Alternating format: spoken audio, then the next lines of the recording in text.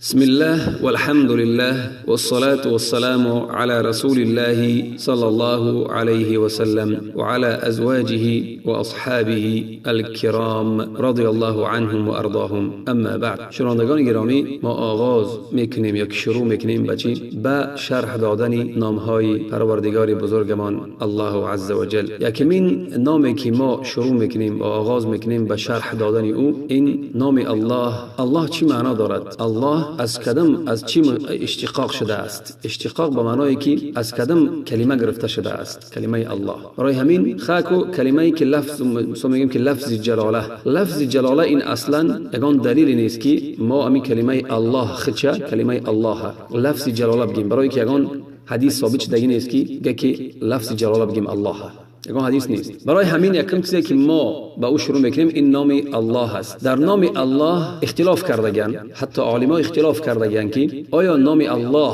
مشتق است یا که جامد است. بعد قول اختلاف علما در همین است که علما اختلاف کردگان آیا نام الله عز و جل مشتق است، مشتق یعنی که از دیگر چی، از دیگر کلمه گرفته شده است، یا که جامد است، یا که اشتقاق یعنی که از یک کلمه گرفته شده است یا که نیست. بعضی میگن علما میگن که اشتقاق یعنی که جامد است، اشتقاق کردگی نیست. درسترین قول همین است که کلمه الله کلمه است، مشتق از دیگر کلمه گرفته شده است. برای همین یکم چیزی که ما میگیم اورا این چی است؟ این کلمه الله میگن مشتق است. بیشتر اهل علم، فقط امام سهیلی و استادش ابن العربی میگن که این جامد است، مشتق کرده نیست. نه که بیشتر اهل علم دیگر قریب همش میگن که چی اشتقاق کرده است. از کلمه چی میگن؟ مشتق من الالوهیه. از کلمه چی؟ از میگه که هو مشتق من الالوهیه والالهیه. از کلمه الوهیت یا که الهیت که معناش چیست؟ الوهیت و الهیت معناش عبودیه، ای کلمه معناش پرستش، عبودیه. خیلی که میگه عرب میگوید تقول العرب که الله شیء، الله شیء یعنی یک چیز عبادت کردن، ای الله به معنای عبادت، ای پرستش کردن اون، ای عبده و ذل له، عبده ای عبادت کردن و پرستش کردن اون، یا که ذل له. ذل معنای چیست؟ معنای سرخمی، پستشوی برای خداوند مثلا. فاصل کلمه الله، میگه اصل کلمه الله چطوره که امام کسائی میگوید و فرا میگوین که فرا اصل کلمه است از کلمه اله، الاله. از کلمه چی؟ از کلمه الاله گرفته شده است.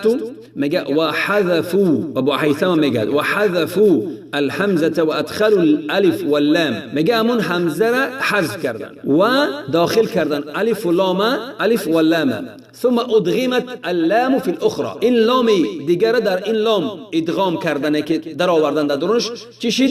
کلمه الله شد. کلمه الله چه خیلی که ما میگیم در برابر این کلمه چی است؟ الاناس. الاناس برای من حمزه را حذف کردن چه کلمه شد؟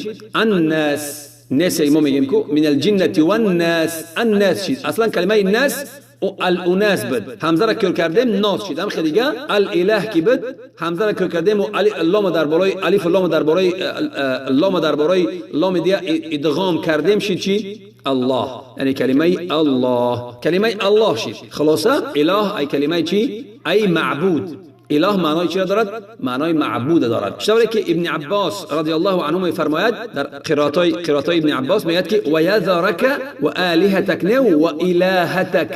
در قرائت دیگر و یذرک و الهتک، الهتک ای عبادتک، ای ترکند، و یذرک و الهتک ای عبادت تر ترکند. به خدا میگه در همین جا الله عز و جل میفرماید که و هو الله فی السماوات و فی الارض. در سوره انعام سیمات میگه که و هو الله في السماوات ای الله ای معبود است. کلمه الله ای معبود است، ای کلمه اله گرفته شده است. اله معنای چی؟ عبادت دارد. ای هو الله فی السماوات و فی الارض، ای الله در آسمان زمین است. نه این معنا ندارد. نه که معنای الله در همین جای کلمه اله ای مألوه ای معبود، ای الله معبود است در آسمان ها و در زمین. و در دیگه آیت 84 آیت زخرف میگه که و هو الذی فی السماء اله و فی الارض اله. این و شرح میتل آیت دیگه هو الذی فی السماء اله، اون یکی اون ذاتی که در آسمان اله است، ای معبود است، ای عبادتش میکنن ملائکه ها. و فی الارض اله، در زمین اله است، ای چی است؟ ای معبود است. در زمین هم آدمیزاد عبادتش میکنن. الله این چی است؟ این میگن علم علی الذات، ای مثل بگیم که پیشوا است بر ذات خداونده، بر ذات خداوند پیشوا ای علم است. علم چی معنا دارد؟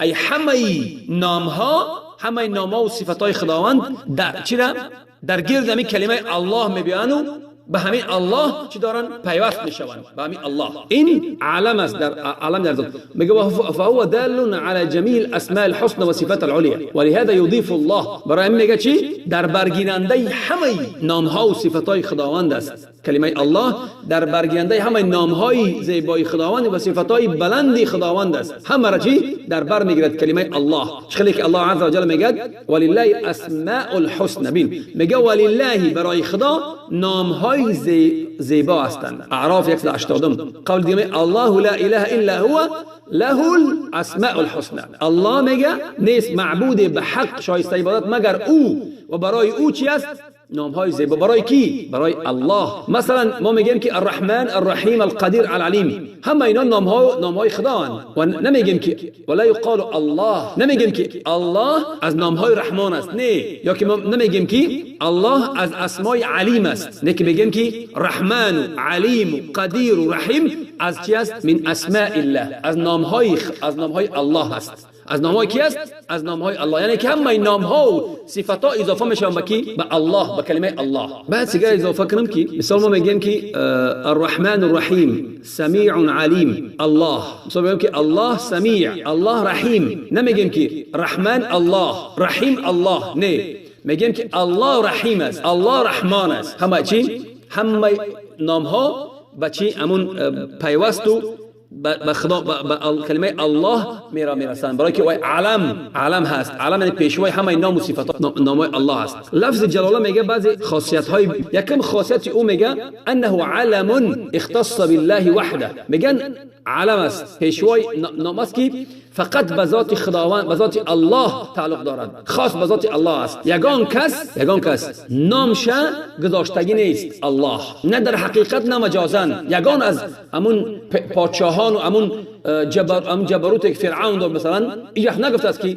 من الله هستم، رب گفته است، نه که الله نگفته است. و یگان کس جرأت نمیکرد همین نام بخشش ماند، حتی کافران. دوم اسلامی یگان کس درست نمیشود تا نطق به همین کلمه نکند، به کلمه الله. مثلا اگر بگه که لا اله الا الرحمن، اگر بگه که نیست معبود به حق مگر رحمان، نه، اسلامش درست نمیشه در نزد جمهور علما. باید بگه که لا اله الا الله. سیم نمازی کسی برپا که درست نمیشود مگر به تلفظ همین کلمه ای الله. یک کس بگه که الرحمن اکبر، نه، نمازش درست نمیشود. برای چی؟ باید بگه که الله اکبر. خاصیت دیگر از این است که بعضی اهل علم میگن که همین نام الله این اسم بزرگترین خداست، اسم الله الاعظمش میگن. همون اسم الله الاعظمی که وقتی که دعا کرده شد اجابت میکند، پرسیده شد میدهد. بعضی اهل علم میگن که همین نامی بزرگ خداوند همین نام الله است، یعنی که همون اسم الله الاعظم میگن که وقتی که دعا کرده شد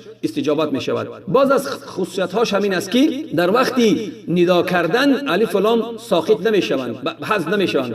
مثلا میگه یا الله، در وقتی یا رحمان گفتن الف ساقط میشود. خلاصه همه بیشتری اذکار وابسته به همین نام است. مثلا میگه سبحان الله، الحمدلله، الله اکبر. خلاصه همه نام‌ها همش به همین کلمه الله که به همین نام الله چی پیوست میشوند، همه نام‌ها. بعد از میوه ها یا که ثمره های فهمیدنی همین یعنی الله کی میگه چی میکند الله. وقتی که انسان الله کی میگه، انسان یک محبتی را، یک در دل انسان محبتی به خدا به الله پیدا میشود، محبتی به الله پیدا میشود. ابن قیم میگه که رحمه الله فان الاله هو الذي له العباد حبا. میگه اله یعنی الله این نامی هست که یا که اون است که بنده ها عبادتش میکنن، هم یعنی خیلی عبادتش میکنن، به دوزداری عبادتش میکنن. به دوزداری یعنی که در دوزداری عبادت است، دوزداری خدا عبادت است،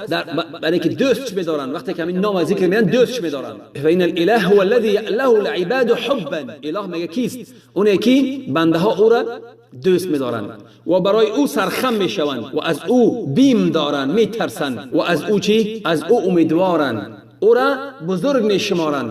برای او طاعت میکنند. همین معنای چه داره؟ میگه مألوه است، یعنی کی معبود است. برای که تو یک الله عبادت کنی، معبود تو عبادت کنی، برای او با چی باشد؟ برای دوستداری باشد، سرخمی باشد، بیم باشد، ترس باشد، بزرگ شماری باشد، با شکر شماری خداوند، طاعت برای او باشد، او میشود مألوه. هو الذی میگه تأله القلوب، اون است کی، ذاتی است کی دلها او را عبادت میکند، او را دوست می‌دارد، برای او سرخم و پست می شود. بعد ابن عباس از طبری روایت می‌کند، ابن عباس میگوید که هو الذی یألهه کل شیء و یعبده کل خلق.